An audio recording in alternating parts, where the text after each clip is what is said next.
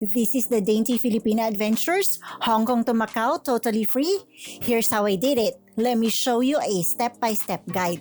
Tara! So ayun, papakita ko ngayon sa inyo kung paano mag-book ng free ferry ticket from Hong Kong to Macau. So, yung mga important things to note here, meron silang dalawang major na ferry na nag-cater from Hong Kong to Macau. Yun yung Turbojet at saka yung Cotai. So, nag-offer sila talaga ng free ticket from Hong Kong to Macau. Pero may mga bus din. So, may mga bus companies din na nag-offer ng Hong Kong to Macau for free. Check nyo lang yung mga website nila. From time to time, nag-offer sila ng free. Ang maganda dun sa bus, dadaan sila dun sa bagong gawang expressway nila na dumadaan talaga sa dagat. So, maganda din yon. Pero for me kasi, mas prefer ko talaga mag-ferry, and sa dalawang ferry, mas preferred ko yung Turbojet kasi mas mabilis and mas malinis sila.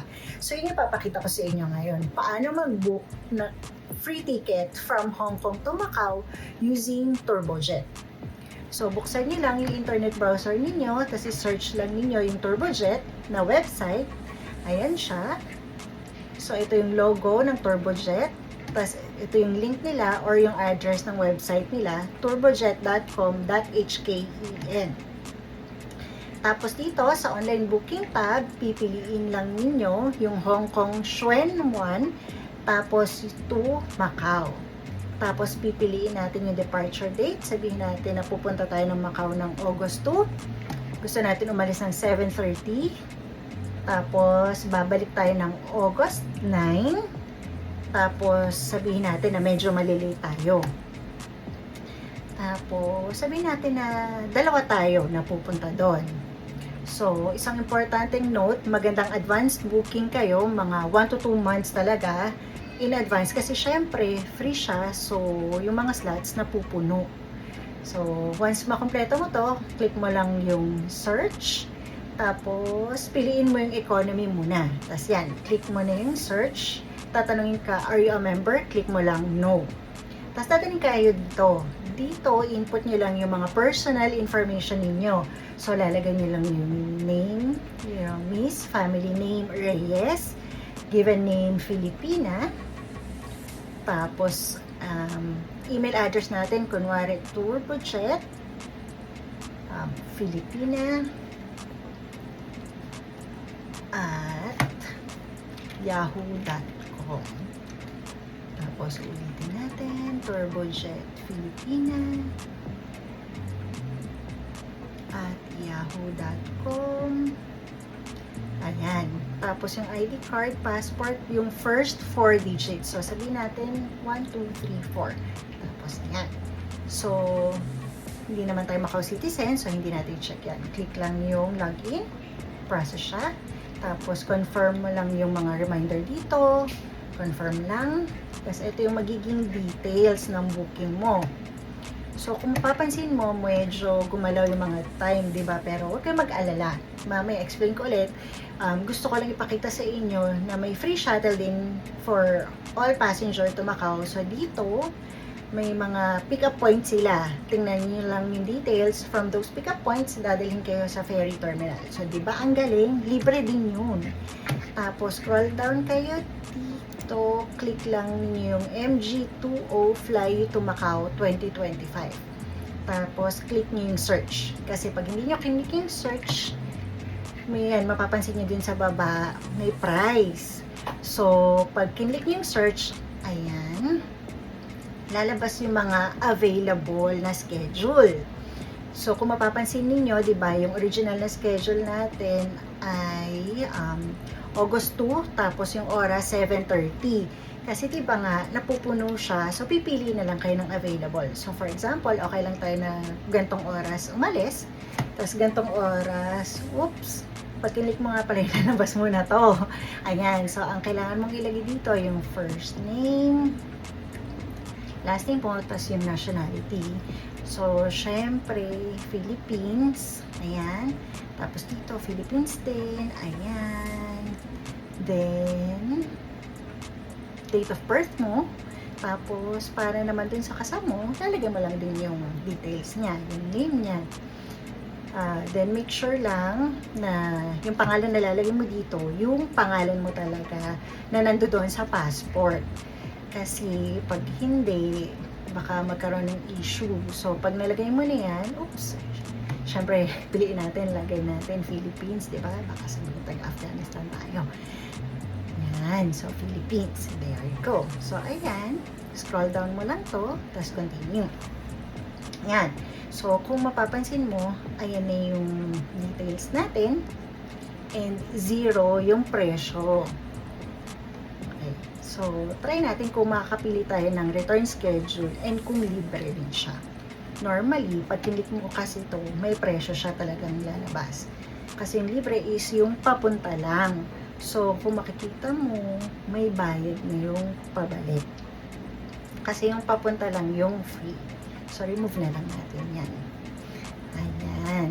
So, remember, yung papunta lang yung free. So, ayan yung details. Yung presyo ay 0. Ang amount to pay ay 0. Yan. Then, pag na-confirm mo na yan, yung time, yung date, click mo lang proceed. Ayan. Lalabas na siya dito. For payment, again, 0 yan. Tapos, click mo lang yung agree to all. Book now. And then, confirm. Ayun na. Ayun ang confirmation details. Pwede mo siyang i-save, pwede mo rin siyang i-print. Maganda i-print mo siya para sure na meron kang copy pag kinailangan mo. Importante na dun sa airline, pagsakay ninyo ng eroplano, itago ninyo yung boarding ticket nyo or yung boarding pass. Kasi kailangan nyo yun ipakita sa Turbojet. Aside sa booking ninyo dito sa Turbojet na website, kailangan nyo din pakita yung boarding pass or yung boarding ticket nyo.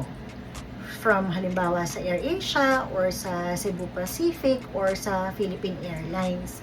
Ang pinaka-importante dito is from the date na lumapag kayo ng Hong Kong, kailangan ma-avail nyo itong Turbojet free na to within 7 days. So make sure tatandaan nyo yan ha.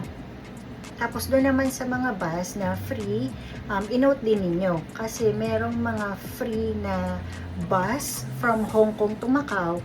Pero ang catch kasi doon, paglapag ninyo sa Hong Kong International Airport, diretso na kayo pupunta doon sa terminal ng bus within the airport. Tapos diretso sa Macau. So, hindi ko rin masyadong ina-advise yung bus kasi hindi siya katulad nung sa ferry at saka sa Turbojet na pwede muna kayong pagdating sa Hong Kong, mag-check-in muna kayo or mamasyal muna kayo sa Hong Kong bago kayo pumunta ng Macau. Versus sa bus na pagdating niyo sa airport sa Hong Kong, kailangan mag-proceed na kayo agad doon sa terminal, sa airport. Tapos diretso na kayo sa Macau.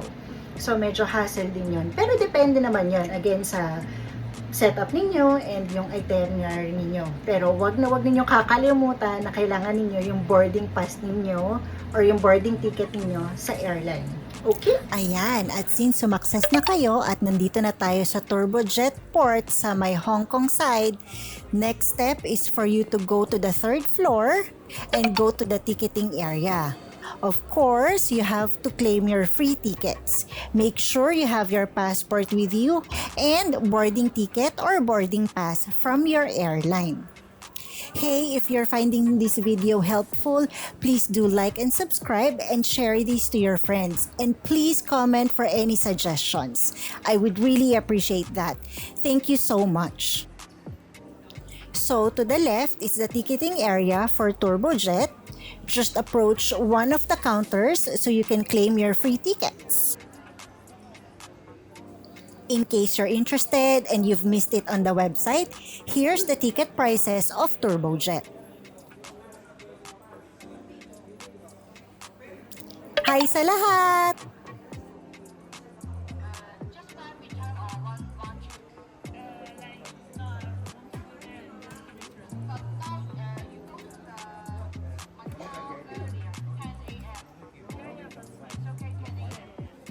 And there you go. Free tickets from Hong Kong to Macau, care of Turbojet. Thank you, Turbojet! Next step is to go through immigration. Remember, Hong Kong and Macau is considered as two separate countries in China.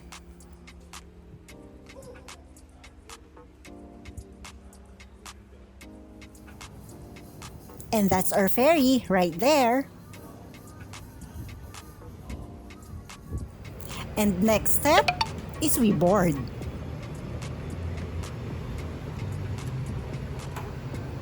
Pakita ko sa inyo ng mabilisan yung loob ng turbojet. Malinis, maluwag, maayos, kaya mas paborito ko talaga dito sa turbojet. And yes, I forgot to mention, meron namang pagkain dito sa loob ng turbojet pero mas magandang kumain na kayo prior. Kita nyo yung kinakain niya? Masarap ang McDo sa Hong Kong, so try nyo yun.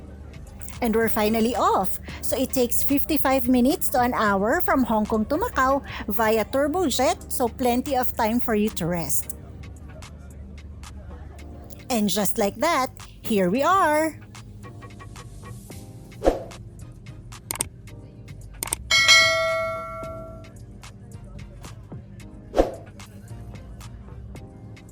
And after disembarkation, the final step is going through immigration again. And one pro tip, Hong Kong dollars and Macau currency pataka is interchangeable. 1:1 is the conversion rate and no need to exchange your money because Hong Kong dollars are accepted here in Macau. And there you have it, Hong Kong to Macau for free step-by-step guide. Let me know in the comments box if you found this video helpful. Please do like and subscribe and thank you for watching this video. See you in my next one. Maraming salamat!